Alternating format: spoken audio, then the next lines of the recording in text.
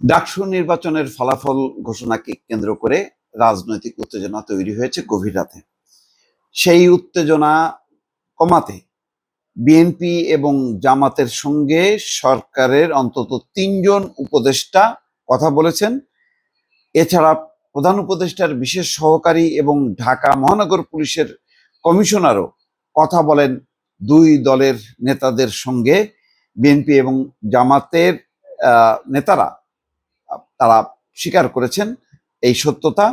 উভয় পক্ষকে বার্তা দেওয়া হয়েছে, বহিরাগতরা বিশ্ববিদ্যালয়ে প্রবেশ করলে আইন শৃঙ্খলা বাহিনী কঠোর হবে। দর্শক বুঝতেই পারছেন যে কি পরিমাণ এখন উত্তেজনা। ডাকসুর নির্বাচনটা দুইটা রাজনৈতিক দল, তাদের মধ্যে ইতিমধ্যে তারা যে সমস্ত জায়গাগুলোতে অবস্থান নিয়েছেন, শাহবাগ, কাঁটাবন, বাংলা মোটর, নীলক্ষেত, খারমুল, এইসব প্রবেশ মুখগুলোতে দুই দল অবস্থান নিয়েছে। উত্তেজনার ফলে ফলাফল ঘোষণার পরপরই যদি সংঘাত হয় সেটা অত্যন্ত দুঃখজনক। সেই কারণে গভীর রাতে সরকারের উপদেষ্টারা চেষ্টা করছেন রাজনৈতিক দলগুলোকে এই উত্তেজনা নিরসনে কার্যকর পদক্ষেপ যেন নেয়, সেই ব্যবস্থা যেন তারা করেন।